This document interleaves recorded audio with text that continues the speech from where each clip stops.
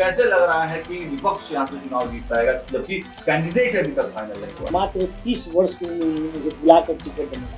राधा मोहन बड़े नेता, पत्ता नहीं डोलेगा। 12 बजते बजते राधा मोहन बाबू के चेहरे पर, श्याम बाबू के चेहरे पर 12 बजाने का काम करूंगा। अपने आदमी को भेज के वहाँ बुलवाते हैं और उसको कहते हैं कि तुम मेरे मंच पर चलो, नहीं तो ठीक, क्योंकि मैं दबंग हूँ।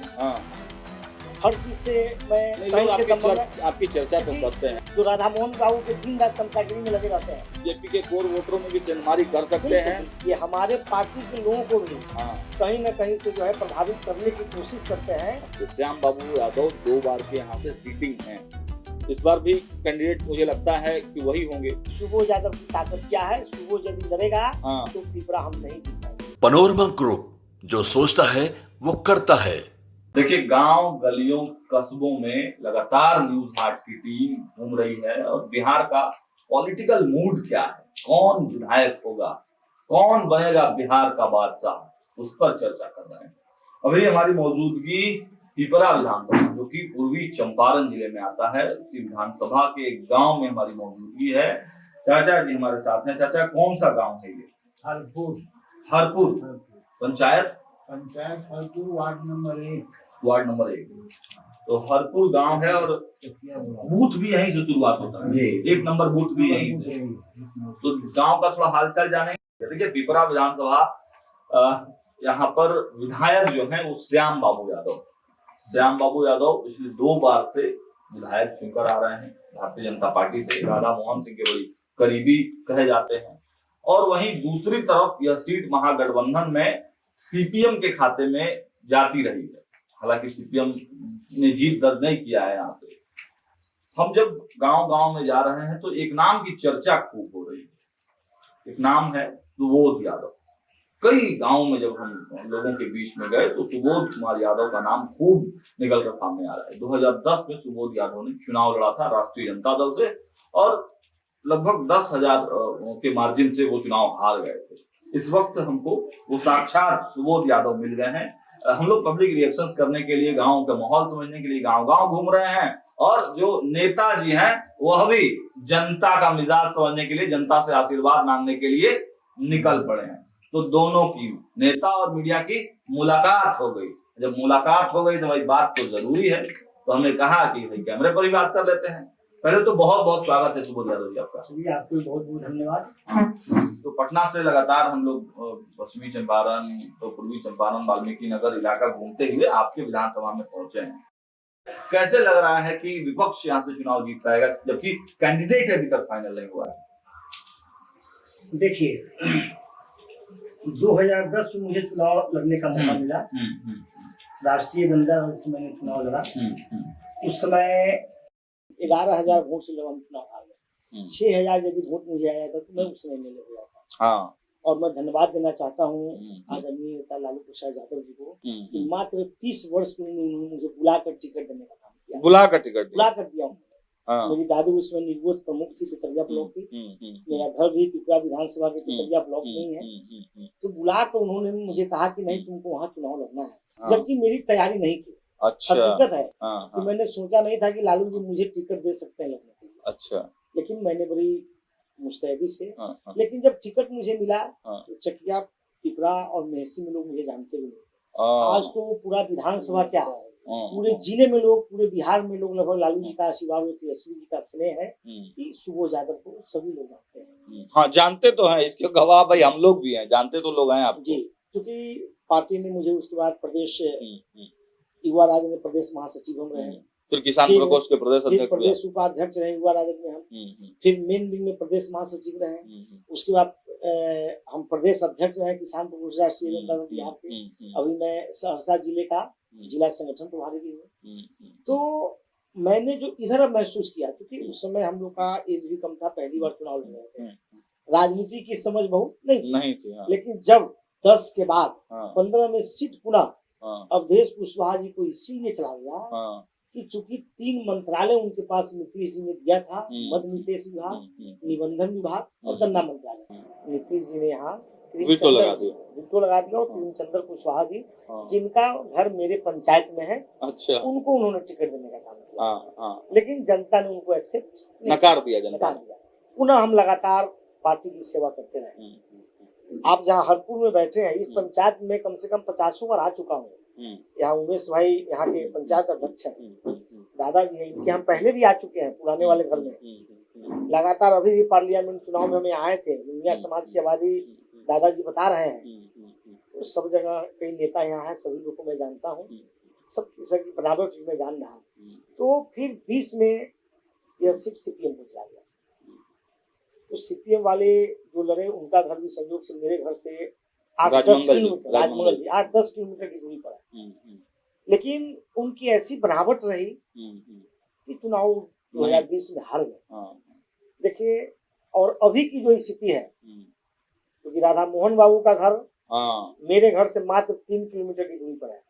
मात्र 3 किलोमीटर। मेरा सिमराहा पंचायत है, उनका हनुमान नगर नरहा पंचायत है, और नरहा से सिमराहा की दूरी मात्र 3 से 4 किलोमीटर मैक्सिमम। अच्छा, एक जब उनके चर्चा आ गया है राधा मोहन सिंह का, तो एक बात उनके बारे में जब हम लोग घूम रहे हैं, लोगों से बातचीत कर रहे हैं, तो बड़ा भय है जनता में। मतलब भाजपा कार्यकर्ताओं में भी बड़ा भय है। अरे राधा मोहन सिंह बड़े नेता हैं, पत्ता नहीं डोलेगा, ऐसा है क्या नीचे? मैं बता रहा हूँ। हाँ। इन लोगों का क्या काम है? हाँ। एक नहीं, हाँ। कई उदाहरण मेरे साथ है। हाँ। There are several types of examples which I know। अच्छा। करते क्या है लोग? राधा मोहन बाबू और श्याम बाबू यादव का यदि कोई विरोध कर रहा है, तो इसी परिस्थिति में चाहे मुखिया हो, जनप्रतिनिधि हो, तो ऐसे लोगों पर अनर्गल केस करवा कर उन्हें फंसाने का काम करते हैं। और जब वो लगता है राधा मोहन बाबू को वो फंस गया, तो अपने आदमी को भेज के वहाँ बुलवाते हैं और उसको कहते हैं कि तुम मेरे मंच पर चलो, नहीं तो ठीक नहीं हो पाओगे। आप तेतरिया जाइए, पता लगा लीजिएगा नरहा पानापुर क्या स्थिति वहाँ के लोगों की है। तेतरिया ब्लॉक में क्या है, इधर तो कम करते हैं चकिया में। अच्छा। लेकिन वो आरजेडी का गढ़ है, राष्ट्रीय जनता दल का गढ़ है, वो सब क्षेत्र है। अच्छा, ये काम वो खूब करते हैं। अच्छा, आपके भी दल में उनके गुप्तचर कहे जाते हैं कि राधा मोहन सिंह राष्ट्रीय जनता दल में भी कुछ ऐसे लोगों को सेट कर रखे हैं कि टिकट वैसे लोगों को ना मिले जो जिताऊ कैंडिडेट हो। बिल्कुल सही है। सही खबर है। मेरा जो टिकट 2020 में कटा, मुझे जो जानकारी है, ये हमारे पार्टी के लोगों को भी कहीं न कहीं से जो है प्रभावित करने की कोशिश करते हैं। और उनके दिमाग में एक ही बात होता है कि टिकट चाहे जिसको मिल जाए, लेकिन सुबोध यादव को नहीं मिले। अच्छा। उनको पता है कि सुबोध यादव की ताकत क्या है। सुबोध यदि लड़ेगा तो पिपरा हम नहीं जीत पाएंगे। चैलेंज दे रहे राधा मोहन सिंह को। बिल्कुल, मैं चैलेंज देता हूँ, मैं चैलेंज देता हूँ। यदि महागठबंधन ने मुझ पर पुनः विश्वास किया और यदि टिकट देने का काम किया, तो 12 बजते बजते राधा मोहन बाबू के चेहरे पर और श्याम बाबू के चेहरे पर 12 बजाने का काम करूंगा। किसी कीमत पर चुनाव जीतने नहीं दूंगा। ये मेरी जंगल में रह के शेर से बैर। बिल्कुल नहीं, बैर की कोई बात नहीं है। मालिक जनता है, मालिक जनता है। मालिक तो राधा मोहन सिंह नहीं, मालिक जनता है। लोकतंत्र में लोहिया जी बोले थे, जब अपने आप को तुम कमजोर समझो तो जनता मालिकों के बीच जाओ। तो मालिक जनता है। और मैं 15 वर्षों से चुनाव लड़ने के बाद, वैसे तो मैंने राजनीति छात्र जीवन से शुरू किया। 1995 में आईएएससी का स्टूडेंट था मैं मुजफ्फरपुर से हमारी पढ़ाई लिखाई हुई थी। वहाँ विजेंद्र चौधरी अभी विधायक है, आप फोन करके पूछ लीजिए सुबोध जी कैसे लोग हैं। और उस समय मैं उनकी गाड़ी में घूमता था 16 वर्ष की उम्र में। अच्छा, वहाँ से मैंने राजनीति का चस्का शुरू है। जी, मैंने मुजफ्फरपुर में वार्ड कमीशन का चुनाव लड़ा था। अच्छा। मात्र उस समय उम्र मेरा रहा होगा 22 से 23 वर्ष। मात्र 73 वोट से हमारे थे मुजफ्फरपुर, जबकि मेरी वह धरती नहीं है। मेरा जन्म धरती तो चंपारण है, पिपरा है। वहाँ भी मैं शिकस्त दिया वहाँ। उसके बाद मैं यहाँ, क्योंकि मेरा जन्म धरती यहाँ है, मैंने निर्णय लिया कि नहीं, मैं अपने चंपारण की धरती से राजनीति करूँगा। तो मैंने खुला चैलेंज राधा मोहन सिंह को भी और उनके कैंडिडेट श्याम बाबू यादव को भी। Shyam Babu is not any factor.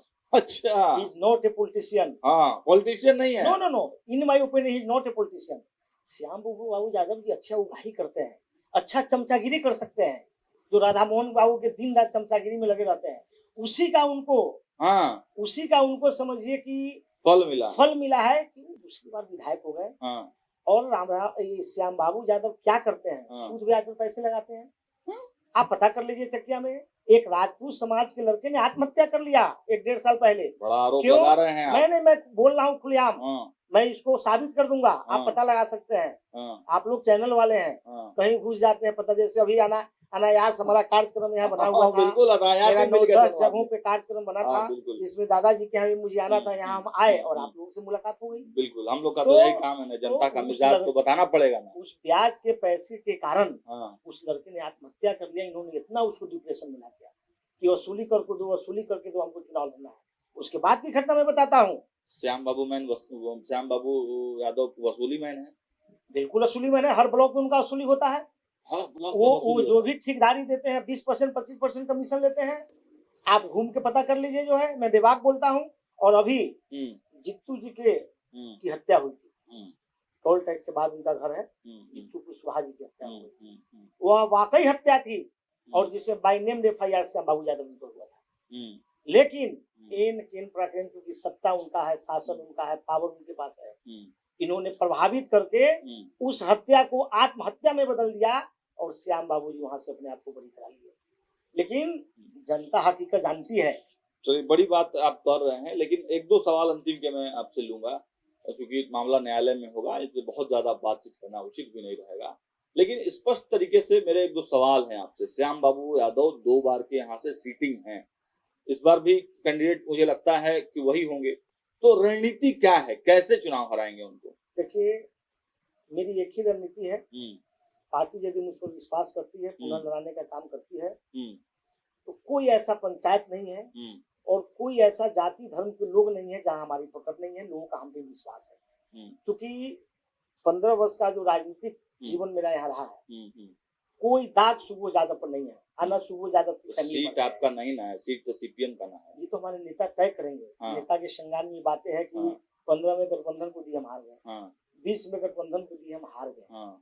ये राष्ट्रीय जनता दल के जो भी यहाँ सिपाही या वर्कर है, अभी 3 रात सब लोग लगे हुए कि किसी तरह सीट आरजेडी को आए, सीट मिल जाए, सीट मिल जाए। ये हम लोग का चल रहा है। हमारे वर्कर और जो हमारे जो यहाँ नेता है, छोटे छोटे नेता हर ब्लॉक में, पंचायत में, सब लोग दिन रात लगे हुए हैं। और मुझे पूर्ण विश्वास है कि नेता तक ये बात पहुंच गई है और निश्चित रूप से बदलाव होगा। और आपने कहा कि आप कैसे जीतेंगे, तो जल्दी तो हर समाज में, हर कास्ट में सुजोग यादव को चाहने वाले लोग हैं। इसलिए नहीं कि मैं दबंग हूँ, हर चीज से मैं कहीं से दबंग, आपकी चर्चा तो करते हैं। मेरे अंदर जो शराफत है, हम लोग पढ़े लिखे हैं, हम लोग अपने स्कूल कॉलेज के टॉप स्टूडेंट हैं। If you want to talk in English or any subject, I will talk our or any subject. Okay, तो एक सोच के तहत हम लोग राजनीति करने आए हैं। लेकिन ये लोग जो बीजेपी वाले लोग हैं, अभी उगाही कर रहे हैं, पूरे देश को लूटने में लगे हुए हैं, उन लोगों की तरह सोच हम लोगों की नहीं है। एक सवाल, राष्ट्रीय जनता दल या महागठबंधन अभी ऐसे कैंडिडेट को खोज रही है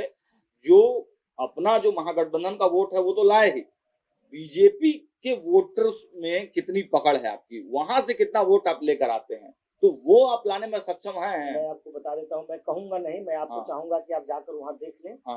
तेतरिया जैसे बैस की बहुत बड़ी आबादी है, ब्लॉक, आप वहाँ जाकर सुबोध यादव का नाम पूछे, बैस के बारे में। अच्छा, लोग कहेंगे तन मन धन सुबोध जी के लिए अर्पित है।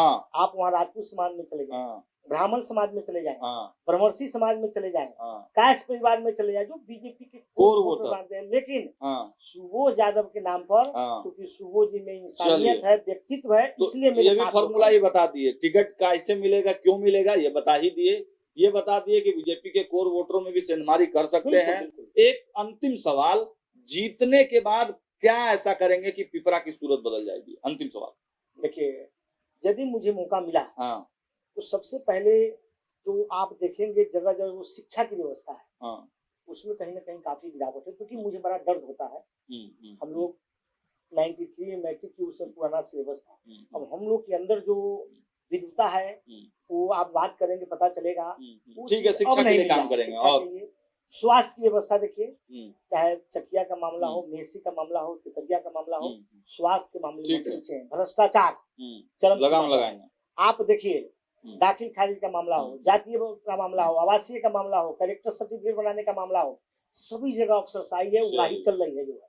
उसके बाद बगल में हमारा सीताकुंड है, बगल में हमारा सीताकुंड है, जो कि ऐतिहासिक जगह है, उसके सौंदर्यीकरण का काम होना चाहिए। चकिया में चीनी मिल चालू क्यों नहीं हुआ, ये ज्वलंत मुद्दा है। हमारे नरेंद्र मोदी जी भी आए थे, उन्होंने तो कहा चीनी था मिल कि खुलवाएंगे आप? बिल्कुल चकिया में चीनी मिल खुलवाएंगे? बिल्कुल मेरी लड़ाई देखिए होगी। कैमरे पर, न्यूज हाट के कैमरे बिल्कुल। पर आप बोल रहे हैं मैं सुबोध यादव चुनाव जीतेंगे पिपरा से तो चीनी मिल हम लोग खुलवाने का पूरा प्रयास, क्योंकि हमारे हाथ में तो है नहीं, हाँ, ये प्रयास बहुत बड़ी करें। चीज है। पूरा हाँ, मेरा प्रयास होगा हाँ, कि जो हमारे हाँ। जनता की लड़ाई है, जो उनकी मूलभूत समस्या जनता के साथ खड़े खड़े रहेंगे। रहेंगे। तो देखिए तेजस्वी यादव जो अपनी बिहार यात्रा में कर रहे हैं, बिहार अधिकार यात्रा में, वोटर अधिकार यात्रा में जो बातें उन्होंने कही थी, रोजगार, शिक्षा, सिंचाई, स्वास्थ्य, उन तमाम चीजों पर जो है सुबोध यादव पिपरा विधानसभा से काम कर रहे हैं। अब देखना होगा कि सीट का जो मसला है वो भी बड़ा पेचीदा है महागठबंधन में। सीपीएम को टिकट मिला था पिछली बार, इस बार क्या होता है? सुबोध यादव ने दावा कर दिया है कि चाहे राधा मोहन सिंह हो या उनके कोई लोग हों या श्याम बाबू यादव हों, हरा कर भेजेंगे, टिकट तो मिलने दीजिए। लगातार ग्राउंड जीरो पर हमारी मौजूदगी है, जनता का मिजाज तो आपको बताएंगे ही, बाकी कैंडिडेट कौन कौन है, तैयारी कौन कर रहे हैं, लड़ाके कौन कौन है, सबके बारे में बातचीत होगी। फिलहाल इस वीडियो में इतना ही। देखते रहिए न्यूज हाट। बहुत बहुत